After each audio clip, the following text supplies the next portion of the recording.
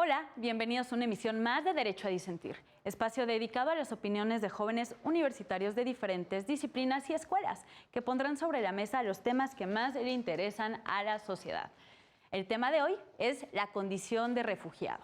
Para hablar de este tema nos acompañan Brandon Acosta y Josué Mendoza de Medicina de la UNAM, Daniel Escobar de Derecho de La Salle, Bernardo López de Derecho de la Escuela Libre de Derecho, Dinora Zarate de Sociología de la UAM, Brian Bruce García de Relaciones Internacionales de la UNAM, Diana Oliva de Derecho de la UAM, Isaí Saucedo de Filosofía de la UAM y Andrea Áviles de Psicología de la UNAM.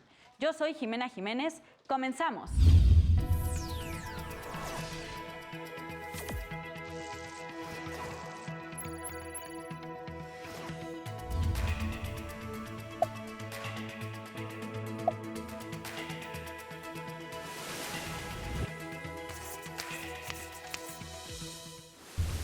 En agosto de 2018, una persona de nacionalidad venezolana dejó su país para llegar a México por las condiciones de persecución, inseguridad y violaciones a derechos humanos. Posteriormente, en octubre, solicitó el reconocimiento de su condición de refugiado a la Comisión Mexicana de Ayuda a Refugiados, Comar, la cual previno al solicitante para que aclarara los motivos por los cuales no realizó su solicitud en los 30 días posteriores a su ingreso a México, que es el plazo marcado por la ley y su reglamento sobre refugiados y protección complementaria. El solicitante contestó que le fue complicado acudir a la Comar porque sus limitados recursos y condiciones de acceso a la información no tenía conocimiento de sus derechos. A pesar de esta aclaración, la Comar negó la admisión de la solicitud por no haber acreditado una causa ajena a su voluntad. Después de interponer demandas, amparos, recursos, el caso llegó a la Suprema Corte, quien tuvo la tarea de analizar la constitucionalidad de los artículos 18 de la Ley sobre Refugiados, Protección Complementaria y Asilo Político y el artículo 19 del Reglamento de la Ley sobre Refugiados y Protección Complementaria, el cual establecen que debe presentarse la solicitud de reconocimiento de condición de refugiado a los 30 días hábiles siguientes al ingreso al país. En este programa vamos a analizar y dialogar sobre la naturaleza de condición de refugiado, también sobre la constitucionalidad de someter a plazo el ejercicio de derechos humanos, entre otras cuestiones más. Para iniciar con este programa, estaría muy interesante que Bruce, siendo estudiante de Relaciones Internacionales, nos comentaras sobre la diferencia que hay entre ser un migrante, ser un refugiado o solicitar también asilo político. Cuéntanos un poco. Claro, bueno, yo creo que es una cuestión que resuena mucho en la comunidad internacional y pues en México ahorita con las comunidades que migran precisamente y muchas buscan este estatus de refugiado, de asilo político, pues es como importante conocer, ¿no? Más que nada hay que tener en claro que los migrantes en per se podríamos decir que tienen la decisión de generar esta migración. O sea, ellos toman una decisión de decir, yo quiero salir de mi país, puede ser por cuestiones laborales, puede ser por cuestiones de relaciones interpersonales, etcétera. O sea, sí puede haber estas como cuestiones sobre problemáticas de guerra, etcétera, pero generalmente siempre se interpreta a que va a ser por decisión propia, que es muy diferente a ser un refugiado. Los refugiados nunca van a salir por decisión propia, siempre van a salir porque precisamente hay un conflicto y no hay de otra opción para su bienestar o para subsistir técnicamente. ¿Podría entenderse como un desplazamiento forzado, pero sí, precisamente, internacional? Okay. Porque no, o sea, tú no decides ser un refugiado como tal, o sea, salir de tu país pues por ese tipo de cosas. O sea, realmente es lo que tienes que hacer para sobrevivir. Okay. Y en la cuestión del asilo político siempre se ha manejado como una cuestión precisamente más política, por cuestiones de perseguimiento de, por ejemplo, aquí en México se vio mucho cuando los españoles vinieron, refugiados cuando estuvo el franquismo, porque pues era como un perseguimiento por cuestiones de credos, de religión, etcétera, y se tiene un trato como a veces diferencial con el Estado. Ok.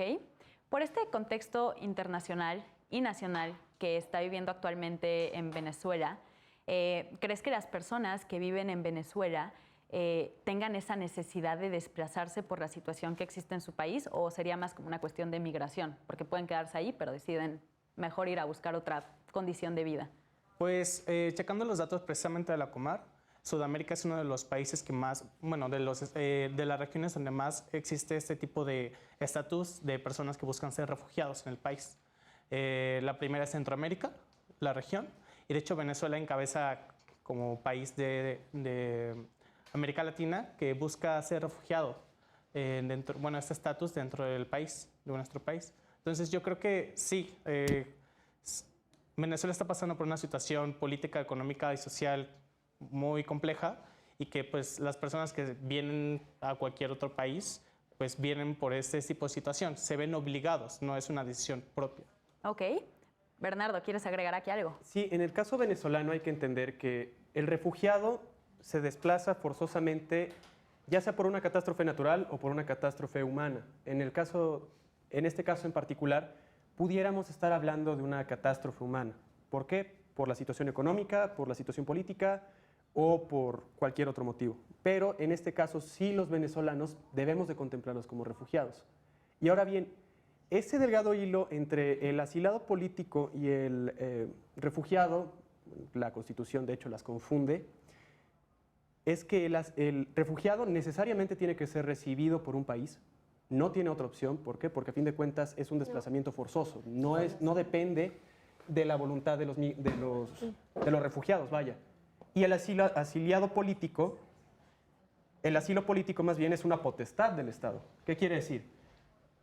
El Estado es el que decide si le otorga o no el asilo a esta persona, por diversos motivos. Claro, como ¿Puedo bien... hablar un poco? Adelante, adelante. Nada más, o sea, las personas refugiadas, porque también hay mujeres refugiadas, tiene que ver justo con que hay temores fundamentados, y así lo define incluso la Declaración de Ginebra, de persecución, ¿no? Y entonces, por lo tanto, no tienen la protección de su país de origen, y es por eso que deciden, bueno, no deciden, sino que más bien se ven obligadas y obligados a salir de su país de origen, ¿no?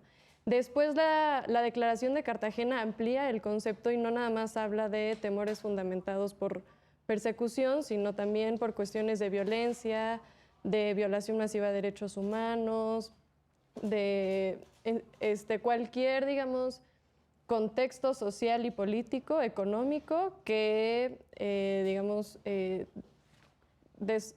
genere un conflicto en el orden público, ¿no? Ok. No, ¿querías continuar con algo más? No, Como bien mencionaban, con lo que están diciendo, ser refugiado, y como también dice la sentencia, es una condición de hecho, ¿no? No te lo otorga el país. Y te puede otorgar la protección por ser un refugiado, pero eres refugiado cumpliendo con ciertos requisitos, como bien los mencionan, porque hay una situación de violencia de la que estás huyendo, de violaciones a derechos humanos y demás. Pero bueno, Daniela, ¿querías comentar algo de lo que está diciendo Bernardo hace rato? ¿O? No. Ah, ok. Bueno. Bueno, yo quisiera, sí, hay temores en cuanto a la migración, pero por ejemplo, yo felicito mucho el segundo fallo, me parece, que dio la Corte, porque está protegiendo la salud del individuo. Recordemos, la salud se define en la OMS como no es la ausencia de enfermedad solamente, sino también el desarrollo de las máximas capacidades de la persona. Entonces, ese problema que hubo de que no se pudo determinar si sí realmente estaba atentando contra su vida y lo querían regresar, el segundo fallo fue correcto porque cuida a la persona. Nosotros somos una ente biopsicosocial, ¿no? Entonces, está cuidando la ente biológica, la física, obviamente la psicológica, porque si lo regresan, pues va a tener esta angustia de me van a regresar, van a atentar contra mi vida y pues por supuesto la social, ¿no? Claro que aquí surge un problema porque desde que presenta su solicitud para que se le reconozca con la condición de refugiado, porque así lo dice la ley, aunque ya vimos que es incorrecto que se le reconozca esta condición, hasta que se resuelve este fallo de la Suprema Corte pasan años. Entonces, durante todos esos años está con un cierto estado de incertidumbre de cómo van a resolver a mi favor, si no van a resolver a mi favor, puede que me regresen, puede que no, que es una de las obligaciones que el Estado mexicano, de hecho, tiene con los refugiados, no devolver a las personas de la situación donde están viviendo. ¿Alguien quiere opinar sobre la sentencia? Criticarla incluso pueden, ¿no? Pues es que hay una crítica, pero adelante, adelante. Yo creo que justamente, bueno, como mencionaba mi compañero, en el primer caso que se dio, pues fue completamente incorrecto, pues porque, como mencionaba hace rato, la ley sobre refugiados y protección complementaria aquí en México, pues especifica que hay un lapso después de los 30 días para gestar esta documentación, bueno, este trámite. aquí lo que se argumentaba era que pues no había como forma de comprobar que la persona pues tenía como un impedimento para realizar este trámite, ¿no? Pero realmente, justamente como la persona argumenta, o sea, ¿cómo yo como refugiado voy a traerte algo para decirte no? O sea, esta es mi razón, no tenía luz, no tenía, etcétera. O sea, realmente en físico, ¿qué puedes entregar tú? O sea, la situación que vienes en estrés psicológico, o sea, realmente las personas que llegan con este estatus, es muy difícil saber por todo lo que atravesaron, como para todavía llegar y exigir pues este tipo de situaciones, ¿no? Entonces yo creo que esa es para empezar la problemática. O sea, desde un inicio las instituciones mexicanas pues a veces pueden ser un poco burocráticas de más y hasta un poco sin llegar como a extremos, meterse como en ese aspecto, más que nada en Centroamérica y en América Latina, pues un poco discriminatorias con ciertas personas. Por ejemplo, también precisamente en la ley se especifica que si no eres, o sea, si hay como un tumulto de personas que vienen con este estatus de refugiado, se les puede tratar justamente como grupo y no solamente individual.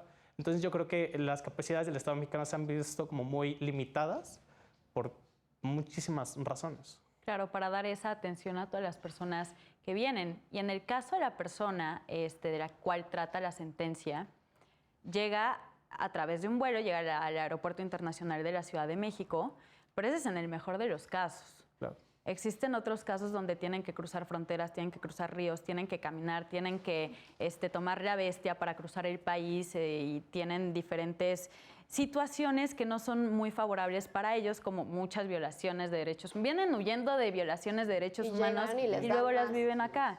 Entonces, es un tema complejísimo. Pero quisiera saber su opinión en cuanto a la sentencia, no le toca la sentencia, es un tema que sobreseen, pero vale la pena tocarlo aquí, que es sobre la obligación del Estado de informar a las personas que lleguen de sus derechos como migrantes o como refugiados.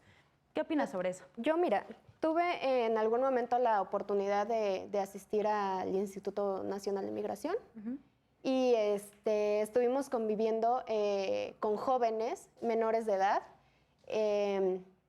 y justamente habían, o sea, el porcentaje de venezolanos, de colombianos es muy, muy alto, ¿no? Y cuando tú te pones a platicar con ellos y les dices, bueno, ¿tú por qué estás aquí? ¿Cómo llegaste? ¿Cómo ha sido tu proceso, tu trámite? O sea, ellos realmente, pues como lo comentan, para empezar es muy difícil llegar a México, ¿no? O sea, hay quienes tienen la fortuna de, pues que a lo mejor sus familiares, sus padres, por buscarles un mejor futuro, juntan pues los ahorros de toda su vida, de toda la familia, para que ellos salgan de ahí y afortunadamente pueden llegar de cierta manera seguros al aeropuerto, ¿no? Y ahí pues acercarse a las oficinas de migración y pedir ayuda, ¿no? Pero otros que te comentan de yo vengo caminando desde tal país y pues pido RA y me suben en los camiones y cuando hablas con ellos dicen yo he sufrido robos, me han golpeado, han intentado secuestrarme, me han querido ser parte de ciertos grupos delictivos, me han violado. Entonces, cuando nosotros vemos este caso, que es alguien que se acercó voluntariamente a decir yo quiero esta calidad de refugiado y se lo niegan, entiendes por qué muchas veces otras personas llegan y prefieren quedarse ilegalmente y estar huyendo de las autoridades antes que ir a pedir ayuda. ¿Cuántos años le tomó a esta persona que al final, digo, después de 1000 recursos y porque afortunadamente tuvo, pues, ¿cómo decirlo? La guía, alguien se acercó y lo asesoró para llegar a este punto, pero muchas personas no. Y llegando aquí, muchos abogados, digo, yo lamentablemente pues estoy estudiando esto y sé que muchos abogados se aprovechan de esta situación y les cobran muchísimo y muchas veces no los asesoran bien. Entonces, cuando tú ves todo este tipo de irregularidades y de desventajas sociales que hay, entiendes el por qué no suelen acercarse y buscar este trámite de manera legal, ¿no? O de manera oportuna. Aquí, pues, el problema de esto fue que se acercó y ya habían pasado los 30 días que marca la ley, pero también como se determinó al final en la Suprema Corte de Justicia, ¿no? Tienen que revisar cada caso de manera específica y de manera oportuna para poder determinar el por qué se tardó a lo mejor un mes más o una semana más, ¿no? O sea, no ser generales y decir, no, ya te pasaste y lo siento, no tienes oportunidad, porque como bien sabemos, muchas veces no tienen la información de manera oportuna, ¿no?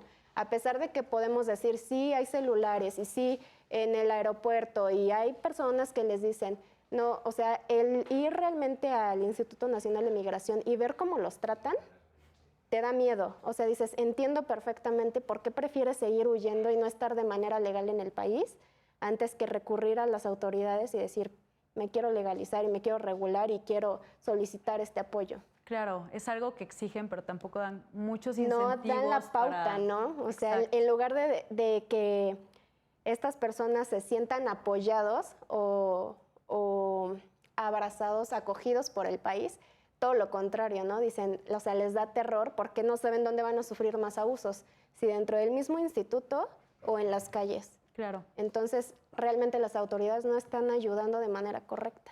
en efecto. ¿Querías aportar algo? Y es cierto lo que se menciona de la información que tienen que tener a la mano los refugiados en particular. Porque el refugiado, recordemos, es una persona que no quiere salir de su país, está obligado a salir de su país. Entonces, al no querer salir de su país y al verse obligado a salir de su país, no, pienso yo, no tiene el suficiente tiempo, los medios suficientes para poder acercarse y conocer la legislación. No creo que la mayoría de los refugiados se ponga a leer el diario oficial de la Federación por gusto, ¿no? Habiendo entendido esto, sí la autoridad migratoria falló, y es un fallo de política pública tremendo, al no informar correctamente a todas las personas refugiadas. ¿Por qué? Porque sí están en una situación clara de vulnerabilidad y se supone que se tiene que proteger a estas personas que están vulnerables y no están en un plano de igualdad con el resto de los migrantes, por ejemplo, que salen de su país voluntariamente a vivir a este país, aquí en México. Y ahora, respecto al Instituto Nacional de Migración, es cierto, muchos de los migrantes que he visto en el Instituto Nacional de Migración tienen que ir varias veces, tienen que presentar los documentos, los trámites 3 o 4 veces porque no te lo reciben por requisito burocrático 1, porque se inventaron otro requisito, que porque le hace falta esto, que porque no tiene esto. Entonces estamos cayendo en un exceso de rigorismo en donde no debería de haber tanto rigorismo. Entonces, ¿qué haces? Obviamente fomentas la ilegalidad. ¿Qué tan protegido se va a sentir un migrante cuando llega? Lo primero que tiene es una pared de trámites que no puede avanzar y no puede avanzar y no puede avanzar. No creo, no pienso que esta persona migrante se vea, que se fomente el deseo de esta persona migrante para regularizarse. Entonces Claro. estamos en un problema terrible. Y también hay bueno, yo percibo un problema con el caso de la sentencia porque, en efecto, esta persona llega al país a través del aeropuerto, ¿no? ¿Qué tanto tenía la obligación de decir, llego aquí a solicitar protección porque soy un refugiado? Porque entra sin decir nada. Entonces, también como el Estado mexicano puede saber eso para darle la protección. O sea, ¿cómo puede decir, eres una persona venezolana que viene a solicitar protección o eres un turista, si no te lo dicen? Entonces, está un poco complicado también por ese lado, que es una situación completamente distinta a las personas que entran por la frontera a través de estas caravanas y éxodos migrantes, ¿no? Isaí, quisiera saber tu opinión sobre todo esto que hemos platicado. Pues son varias cosas. En general, a ver si puedo resumirla en 3, a ver si me salen. Bueno, sí, el Estado y las leyes y humanizarse y la situación de los migrantes y refugiados. Pero si yo me pongo en la situación del Estado, uno viene, llegas en avión, es que soy refugiado. Tu pasaporte, cómo entraste al aeropuerto, qué hicieron los demás, cómo fue que tomaste un vuelo. ¿Cómo fue que entraste al país siendo que los aeropuertos tienen filtros y filtros y filtros? Bueno, eres refugiado.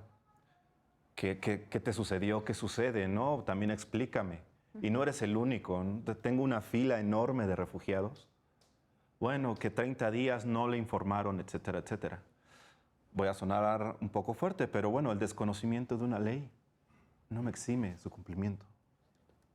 Entonces también hay que verlo del lado del Estado. Oiga, bueno, llega esta gente y bueno, ¿quién eres? también puede ser una crítica, ¿no? O sea, si yo no tengo papeles, soy algo para el Estado, pero no soy un servidor, no, o sea, no le sirvo. Necesito un papel que diga, sí, ya puede trabajar. Bueno, en ese punto, entonces, sienten un poco la situación. Oye, si llegaste en un aeropuerto a México, por lo menos 2, 3 cosas. Mueve, pregúntale a la gente, oye, ¿qué necesito? Entiendo la situación de la persona, ¿no? O sea, miedo, tolerancia. Pero si ya viéndolo desde este punto del Estado, ¿no? Si ya se animó a llegar, pues por lo menos que pregunte, ¿no? Un buenos días, buenas tardes. Pero también la situación del refugiado, ¿no? Oiga, es que me dicen que venga a México, pero ¿y sus intenciones? ¿Cuáles son sus intenciones? ¿Quieres refugio o quieres usar a México como una zona de paso, ¿no? De brinco? Generalmente las caravanas que llegaban a México no eran para quedarse en México, era para llegar a Estados Unidos. No llegan. México en su situación de mantener la integridad o la dignidad de las personas, pues no va a agarrar directo y pues hagan lo que sea, ¿no? O lleguen, o todos de regreso.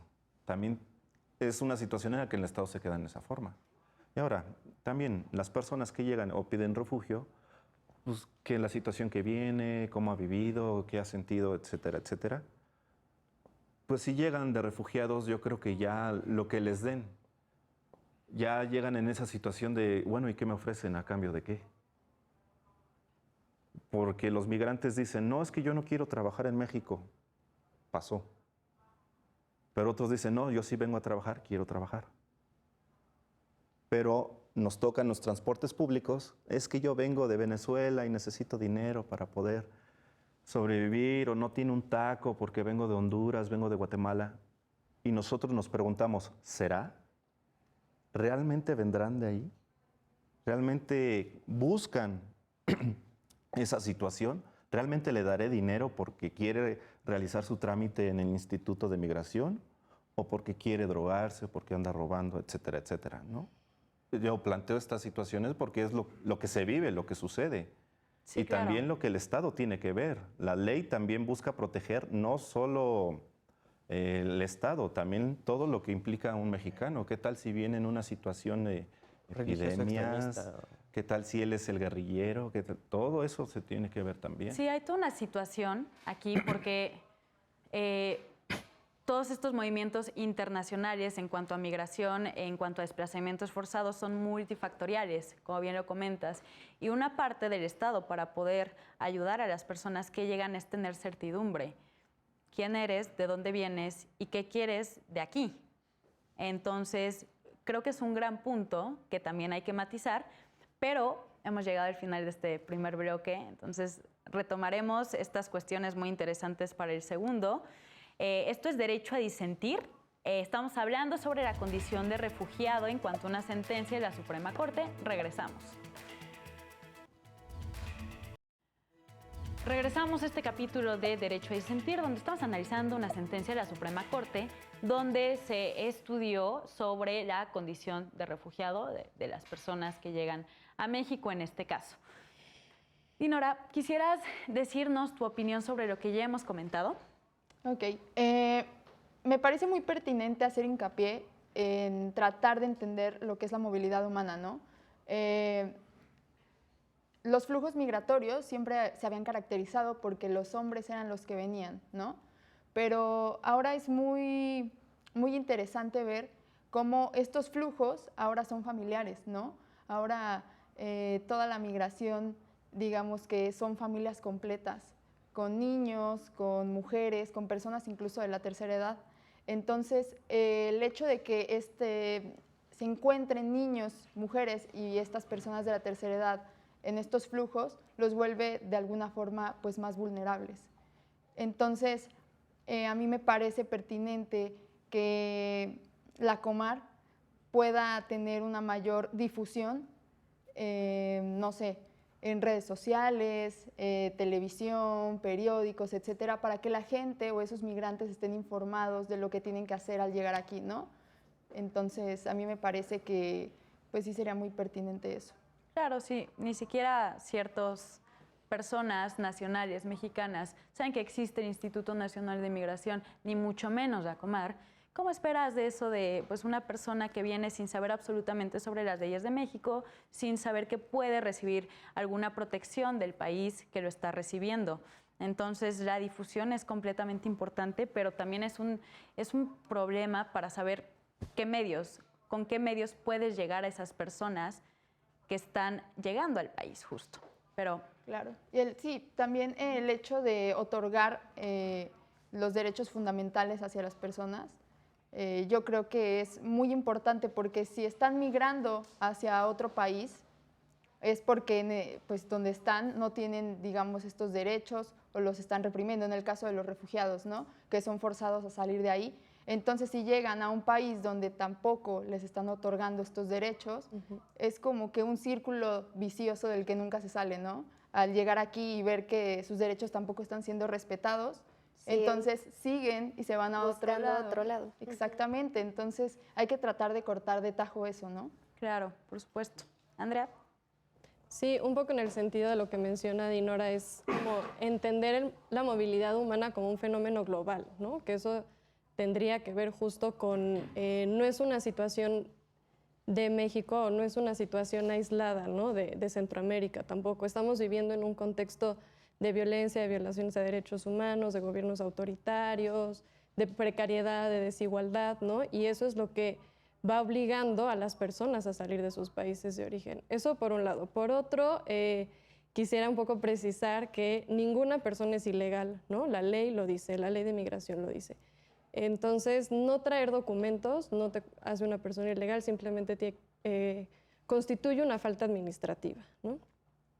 Por otro lado, ser refugiado no quiere decir que no tengas documentos, ¿no? O sea, muchas personas refugiadas que vienen desde Venezuela, por ejemplo, claramente llegan en avión y llegan con pasaporte y llegan, o sea, muchas personas venezolanas, por ejemplo, no vienen huyendo de una situación de precariedad o por una cuestión económica, ¿no? Sino por una cuestión de lo que está sucediendo en ese país, ¿no? De violaciones de derechos humanos, desabasto, todas las cosas que sabemos y que sería otra discusión u otro debate que pudiéramos tener, ¿no?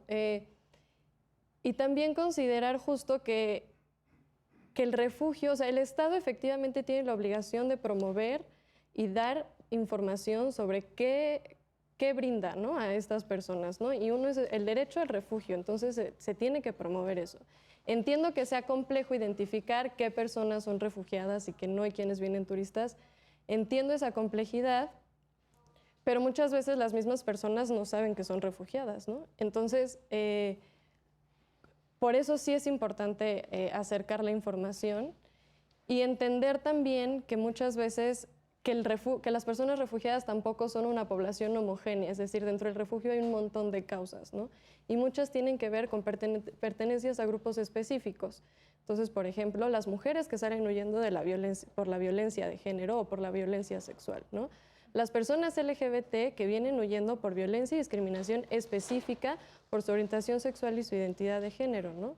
Y que llegan a México, por ejemplo, y no se les respeta su derecho a la identidad de género o vuelven a vivir violaciones a sus derechos humanos y discriminación por xenofobia y además por orientación sexual, por identidad de género, por género y en fin, ¿no? Entonces, como justamente la movilidad humana, el refugio es complejo y todo esto creo que requiere de un análisis y de una responsabilidad del Estado importante, ¿no? Y que es una responsabilidad que tendría que tomar el Estado también en acuerdo con los otros, insisto, como en esta parte como de que es una situación global y que atañe a muchos estados, ¿no?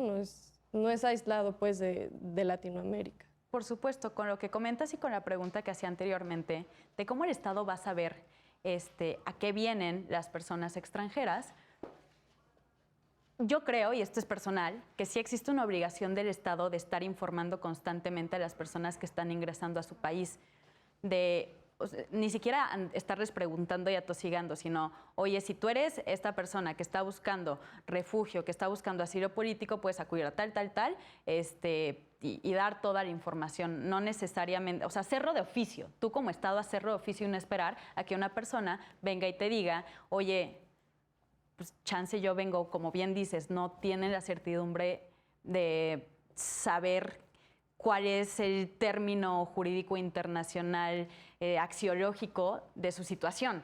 Entonces, yo creo que esa sí es una obligación de oficio del Estado.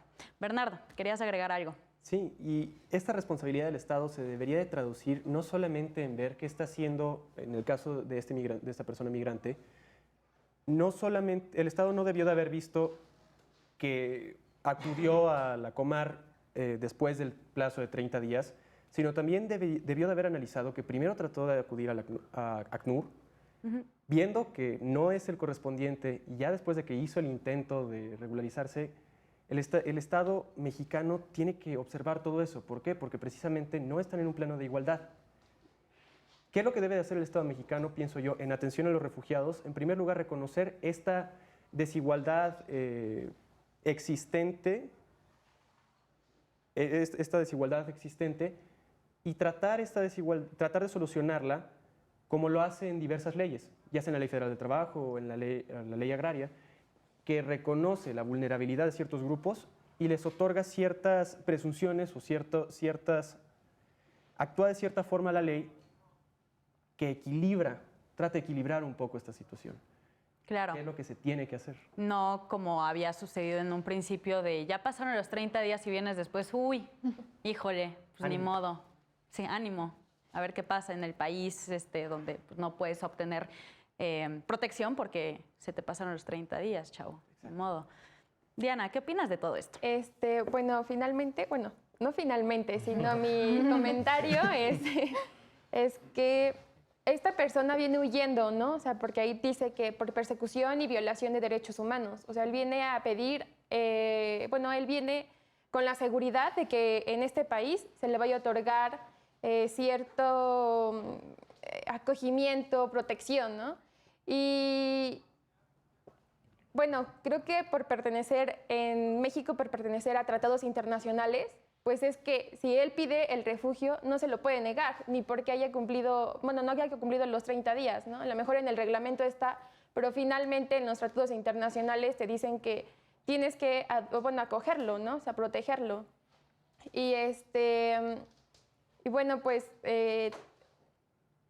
me resulta interesante, ya que, como bien dicen, primero la Comar, sí, ¿verdad? La directora le dice, es que tú no viniste a los 30 días que se solicitaba y pues ya no te lo podemos dar. Entonces, lo que él argumenta es que viene, no sé, atemorizado, ¿no? O sea, nosotros no sabemos en qué condiciones, no sé, psicológicas, sociales, económicas, viene esta persona. Entonces, como bien decían ustedes hace un rato, hace un momento, tenemos que regularizar estas situaciones, ¿no? O sea, no sé, en los aeropuertos, incluso en los aviones, podrían, no sé, decir una nota de voz, ¿no? Un folleto, a lo mejor en diferentes idiomas, donde viniera la información de dónde ir y qué requisitos te piden, ¿no?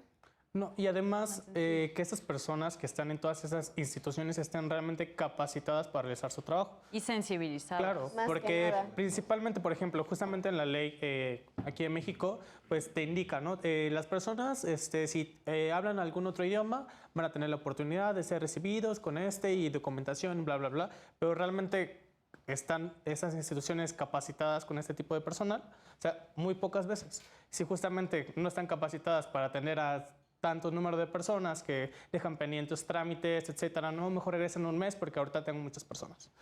Realmente es muy difícil poder contar, como estaban comentando hace rato, o sea, si tú vas con toda la esperanza de, no, yo tengo ya toda mi documentación, me asesoré con la ACNUR, me asesoré con tal asociación, tuve la oportunidad, etcétera, y llegas y te dicen, no, es que acabamos de implementar esto y tú necesitas también traer esto y mejor regresa después. Entonces, realmente todo este tipo de cosas hacen que pues, las personas, si llegan a tener la información, no lleguen a querer realizar esto. Porque de todas formas, ¿de qué sirve? Digo, al final de cuentas, tienen que ser ambas cosas. Sí, difundir la información, tratar de hacer lo posible para que sea accesible para todos, pero también que cuando tú llegues a estas instituciones se pueda realizar los trámites y se pueda hacer de la manera más correcta, sin violentar tus derechos humanos y pues para que esas personas que están huyendo de un lugar que pues violenta en todas sus formas a esta persona, pues no llegas a otro lugar donde se genera esto. Porque, por ejemplo, un caso muy interesante que estaban comentando igual mis compañeros, es que pues sí, o sea, puede ser por 1000 razones. Por ejemplo, yo estaba viendo que en Centroamérica, la región, 60 personas mueren cada 2 horas de 100.000 personas. Es la región que es pues, más violenta, por ejemplo, por así decirlo. En 2018 las cifras se han ido como cambiando, pero pues realmente es muy complejo llegar y decir como, ay, no, o sea, ¿por qué te sales de tu país? ¿Por qué estás huyendo? O sea, siempre que es como una mirada muy fácil de decir las situaciones. Y no sé, digo, en el caso de las mujeres, de los niños, que también son poblaciones que desafortunadamente huyen por esas cuestiones también, pues sí, tener como esos protocolos y esas facilidades para poderles brindar esa protección y esa ayuda en el caso que la necesiten. Claro, y en este tipo de casos, ahora que lo pienso, se puede generar un vacío de estatus. Por ejemplo, llega la persona solicitando protección al ser un refugiado o refugiada, pero se lo niegan por haber presentado la solicitud 30 días después, bueno, después de los 30 días, pero las obligaciones del Estado es la de no devolución. Entonces, pues no pueden, obviamente no pueden regresar a esa persona que está huyendo al país de donde está saliendo, pero está en tu país sin tener ninguna condición. Entonces se genera un vacío ahí peligrosísimo para este tipo de personas que llegan al país solicitando esta protección. Ahora, yéndonos al tema puro y duro de la sentencia, que es esta constitucionalidad del plazo de 30 días. ¿Qué opinan sobre someter el ejercicio de derechos humanos a un plazo? O sea, si bien entendemos que ningún derecho humano es absoluto, más que la dignidad, y la dignidad viene aquí también establecida, ¿por qué limitar el ejercicio de un derecho humano a unos 30 días? ¿Qué opinan sobre esto? Lo dejo abierto. Por ejemplo, bien lo decía Isaí, el Estado también se tiene que proteger, ¿no? Por ejemplo, sucede mucho en Estados Unidos que ellos ponen muchos stops al decir, a ver qué enfermedades tienes, qué ideas religiosas extremistas tienes. O sea, ponen estas barreras, ¿no? Pero también la dignidad humana, pues también cuenta. Lo decía bien Diana. Hay tratados internacionales que obligan a las naciones a salvaguardar la integridad, porque nosotros somos una ente holística, ¿no? La integridad, la salud mental, la salud social del humano. Y entonces, si México quisiera salirse un poco porque está estos problemas de los migrantes, de que no tienes un plazo limitado para de verdad mostrar si atenta a tu vida, pues se vuelve imposible para esa persona y aparte México tendría que salirse de ese tratado, ¿no? Volver a llamar a todos los países y juntar las firmas y decir México se sale porque pues no está bien regulado o no me es posible o me está denunciando a otras naciones que no deje pasar por pues por la salud, las ideas religiosas, etcétera, ¿no? Claro, Entonces, el problema que aquí surge es que en sí los tratados internacionales no exigen ningún plazo.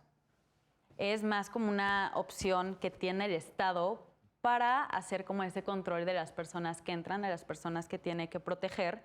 Pero es que hay aquí una discusión entre lo que resuelve el juzgado de distrito anteriormente y lo que viene resolviendo la Corte después. Primero el juzgado de distrito dice, la condición de refugiado se actualiza si cumples con estos requisitos, que son los que ya habían mencionado, sobre todo tú, Andrea. Pero no puedes someter esa condición de refugiado o no puede ser prescriptivo a un plazo de 30 días. Pero por otro lado, en la sentencia de la Suprema Corte dice, pero también el Estado debe protegerse primero ante todas las personas, bueno, no protegerse de las personas que entran, sino proteger, es como una herramienta para proteger a las personas que están entrando, porque si no, pues cómo va a saberlo, ¿no? Entonces, son dos visiones distintas. Quisiera saber cuál es la que consideran más adecuada. Se vale completamente criticar aquí las opciones. Yo consideraría, o sea, lo voy a decir desde el aspecto médico. ¿Cómo te puedes esperar 30 días, ¿no? Si viene un migrante, digo, en algunos contados casos vienen en avión con pasaporte, pero la mayoría vienen en caravanas, ¿no? Porque por la situación económica que tienen y por problemas sociopolíticos que manejan en su país, pues no hay otra manera. Entonces, Claramente, al pasar por todas las regiones para llegar a un país, sufren lesiones, sufren muchas lesiones que son un problema de salud pública que se debería tratar. Pero, ¿cómo te vas a esperar 30 días? ¿No? Si un paciente tiene, vamos a poner un ejemplo, una fractura de columna, ¿no? Porque se cayó, porque entre todo el montón de la caravana, pues pasan muchas cosas. Pasar por la bestia no es cualquier cosa, ¿no? Entonces, este tipo de saltos, este tipo de caídas, ¿cómo te vas a esperar 30 días a tratarlo? O sea, ¿por qué? ¿No? Cuando en 30 días ya no va a estar para tratarlo, ¿no? Entonces, los derechos humanos sí es una cuestión muy, como muy, un privilegio que tenemos todos, pero que sí no tendría que haber un plazo, porque sí, al igual que como mencionaba mi compañero, en Estados Unidos, que yo considero que se protegen de más, ¿no? Porque sí hay un límite y un límite y un límite y un límite, que si bien es cierto es importarte para ciertas cuestiones, también es cierto que no está, si la persona, como mencionaba ella, huye, porque está huyendo de su país, aquí, a que lo ayuden, y si tú te esperas todavía 30 días para ver si sí te quiero ayudar, y si a la mera hora no te quiero ayudar, y si te vas a regresar, eso te vas a quedar, pues entonces de nada sirve que vengan para acá, de nada sirve que pidan ayuda, porque la ayuda que están esperando, ¿no? Y que deberíamos darle, porque al igual que ellos son migrantes, nosotros en algún momento en la historia fuimos migrantes también, ¿no? Entonces, es un poquito, como tú mencionabas, sensibilizar, pero también entender que hay cosas que no pueden esperar. O sea, de verdad hay cosas que yo creo que si alguien de ustedes llegara a una sala de urgencias, no esperaría que les 30 días a que a ver si lo quieren atender y a ver si no. A ver si te pongo un yeso, a ver si te mueres. Así de sencillo, ¿no? O sea, sí, la verdad. Ya una vez estando contigo, me encantaría que nos hablaras un poquito sobre el problema de salud pública que hay en cuanto que ronda sobre este tema de migración. Es un problema muy grande, ¿no? Que al final sí uno humanamente quiere apoyar, pero que también es un problema para nosotros, ¿no? O sea, si lo analizas en cierto sentido un poco más frío, no tan sensible, es un problema, ¿no? ¿Por qué? Porque vienen personas de Centroamérica que seguramente no tienen las cuestiones higiénicas como aquí en México, como en Estados Unidos, con muchas enfermedades, por ir en la caravana, por haber pasado muchas cosas, que al final son problemas que nos competen a nosotros porque estamos en contacto con ellos como población, ¿no? Entonces, voy a poner un ejemplo muy básico, como el que está pasando ahorita con el SARS, en el cual el SARS, si alguien no lo conocía, es el síndrome agudo respiratorio grave. Síndrome agudo grave, síndrome respiratorio agudo grave, perdón. Que esto viene del coronavirus, que el coronavirus es un tipo de virus, que no vamos a especificar qué es, pero que es un virus que ataca al pulmón y a las vías respiratorias y que puede ser mortal por la mutación que puede llegar a tener. Por eso es tan grave en ese momento, porque al pasar de un país a otro, ¿no? La genética de cada persona es diferente. No es la misma la genética de un japonés que la genética de un americano, bueno, estadounidense. Entonces, nunca va a ser igual. Jamás va a ser igual. Entonces, al estar en contacto con ese tipo de personas, la mutación aumenta. Al aumentar la mutación, hay pruebas específicas para poder determinar cierta enfermedad, que ya tiene ciertos parámetros establecidos para poder que yo, en el momento de llevar un examen de laboratorio, me va a decir que puede tener o que no puede tener. Pero si está mutado, esas pruebas son ineficientes, porque no me va a poder determinar exactamente qué tiene. Entre que me determine qué tiene y qué no, el paciente se va a morir o va a pasar algo no tan grave, y al mismo tiempo estoy contagiando a mi población. Entonces, es un problema muy grande, así como sucedió en el 2009 con el H1N1, que fue la influenza, así como ha sucedido con la fiebre amarilla, así como ha sucedido en muchos países.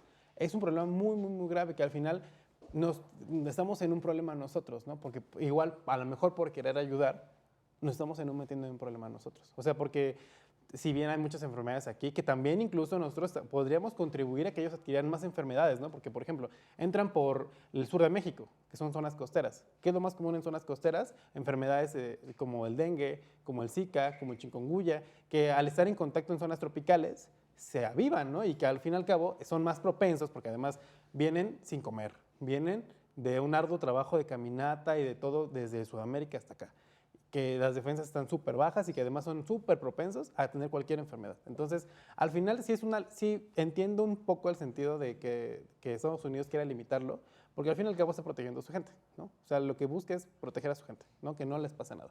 Que también es cierto que está mal porque pues también ellos huyen porque buscan ayuda, así como esperaríamos que nosotros huyéramos buscando ayuda y nos la dieran.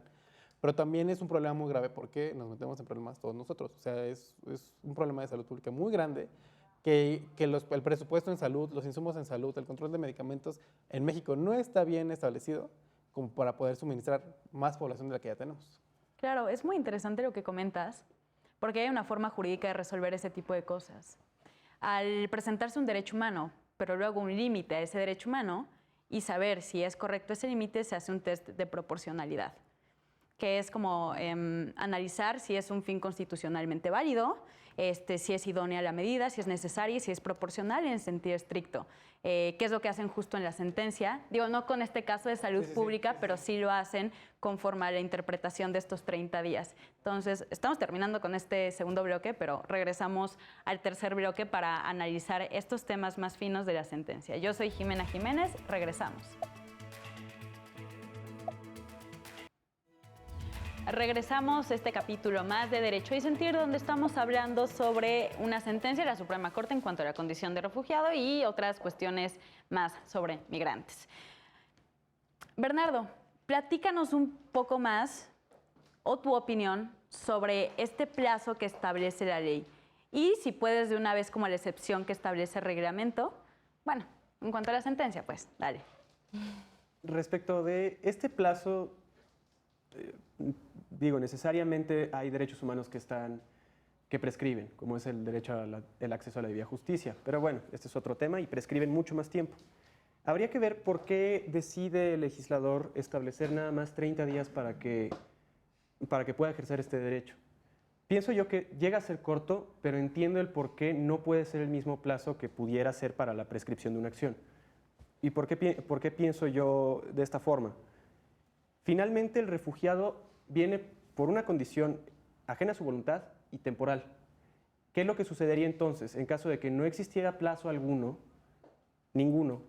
Una persona que lleva viviendo aquí por 10 años, resulta que en su país hay una crisis de refugiados, él vino aquí voluntariamente, él o ella vinieron aquí voluntariamente a México a estudiar, a trabajar, a cualquier otro motivo, y se aprovechan de esa situación de catástrofe en su país de origen para poder estar en México ya no con la condición con la que entraron, sino con cambiar su condición de estancia a condición de refugiado. Es el único problema que pudiera haberle en caso de que desapareciera algún plazo en esto. 30 días, sin duda alguna, es insuficiente y pienso yo que tiende a ser rigorista, como le encanta al sistema jurídico mexicano. Muy acartonado y muy es así, de aquí no te mueves. Claro, es un problema completamente. Lo que solicitaban en un principio es extiendan ese plazo, que no sean 30 días, que sean 2 meses, que sean 3, que todavía es un plazo razonable, por así decirlo. Pero bueno, dice después en la sentencia, bueno, es que está el reglamento de esta misma ley que dice que, bueno, si no puedes acreditar, más bien, si no acudes en esos 30 días, acredítame por qué no pudiste hacerlo. E igual te damos la protección de refugiado.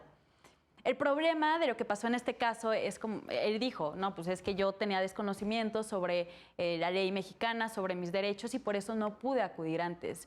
Lo que dice Comar dice, no, no es razón suficiente para mí.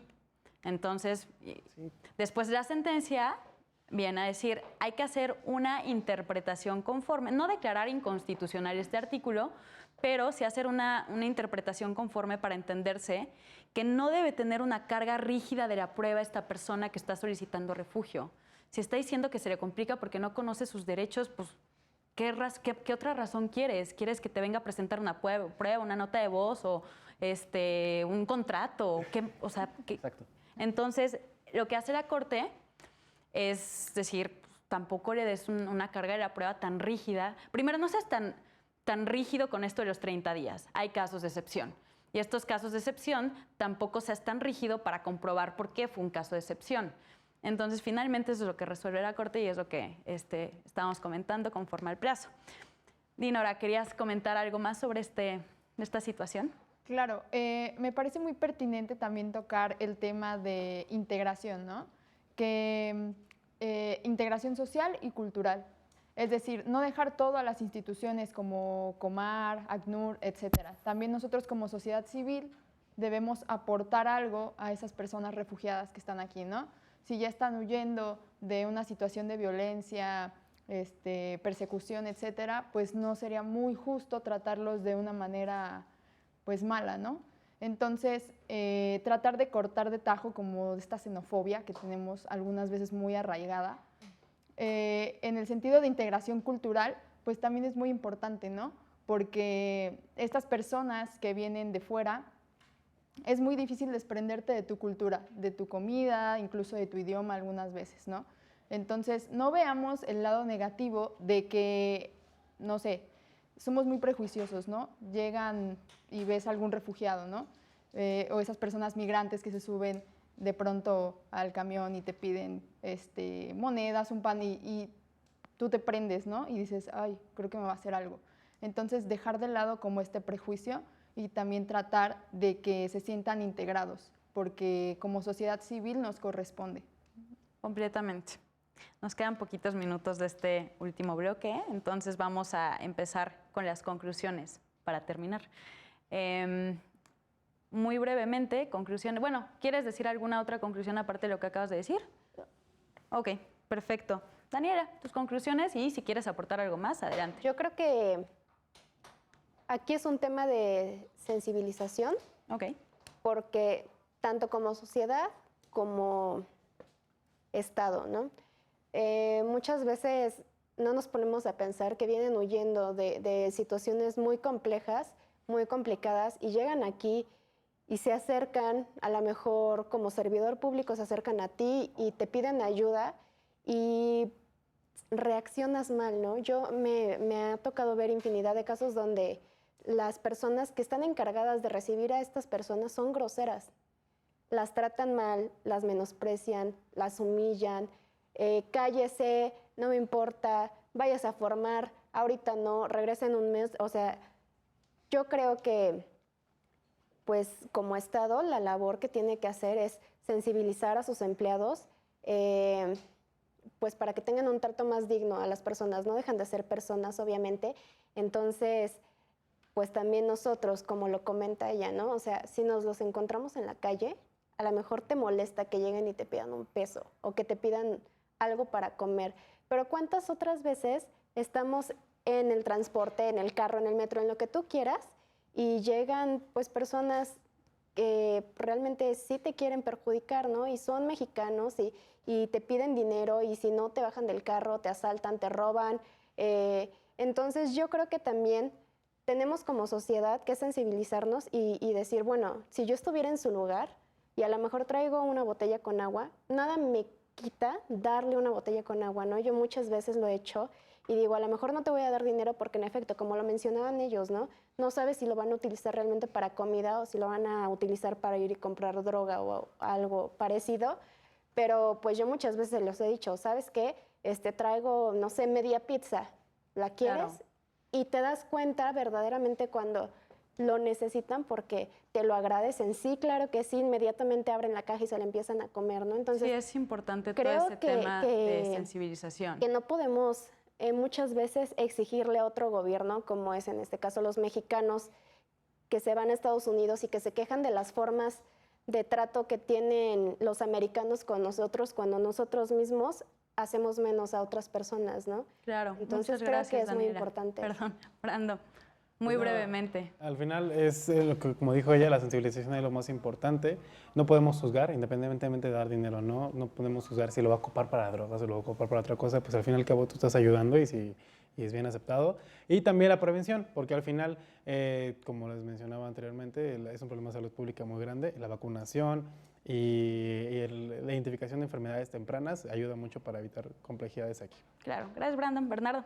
Sí, yo pienso, si se quiere reducir la migración irregular, hay que facilitar la regular, hay que facilitar trámites, reducir plazos, eficientar trabajo para que pueda ser regular y se fomente y que las personas que entren en este país, por el motivo que sea, lo hagan y lo hagan con gusto, para que no se vean obligadas a vivir en la incertidumbre sobre su condición de estancia. Claro. Ok, gracias, Bernardo. Andrea. Pues yo nada más decir que la condición de refugio creo que requiere de una respuesta del Estado coordinada interinstitucional, ¿no? Porque es salud, es educación, es trabajo, es acceso a la justicia, que también requiere justamente como de una de promoción, de prevención y que se dirija justo a la sociedad para empezar a generar cambios en lo cultural. Y por último, nada más que justo los procesos migratorios no son homogéneos y tenemos que siempre recordar y prestar atención a las poblaciones específicas que tienen necesidades y vienen en situaciones de vulnerabilidad distintas y hay que diferenciar y hay que atender. Claro. Gracias, Andrea. Isaí, tus conclusiones. Pues en cuanto al plazo, los 30 días, más que imponérselos al ciudadano o al refugiado, pienso que debe ser una condición del Estado, ¿no? Yo tengo 30 días para darle una condición digna al refugiado. No tanto que el refugiado tiene 30 días para ver si él es digno de presentarse como refugiado. Ok. Como lo que veo principalmente.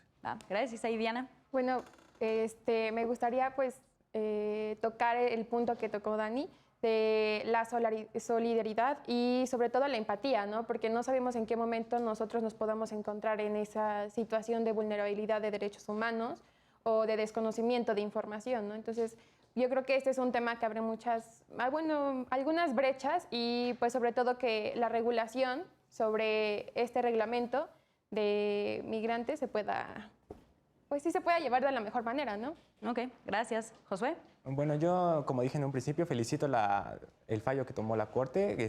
Salvaguardó la salud, la integridad y la dignidad de la persona y solamente, pues, incitar a las otras instituciones a hacer lo mismo. Claro, gracias.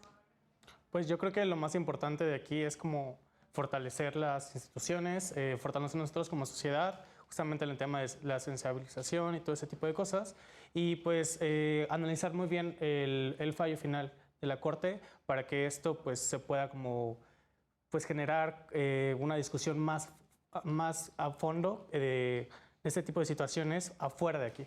Claro, muchas gracias, Bruce. Muchísimas gracias a todas y todos ustedes por estar aquí. Enriquecieron muchísimo este programa con cada uno con su respectiva visión, cada uno con su respectiva carrera. A mí la verdad me encantó, aprendí mucho y estoy segura que las personas que nos están viendo, ya sea por internet o por televisión, también lo hayan hecho.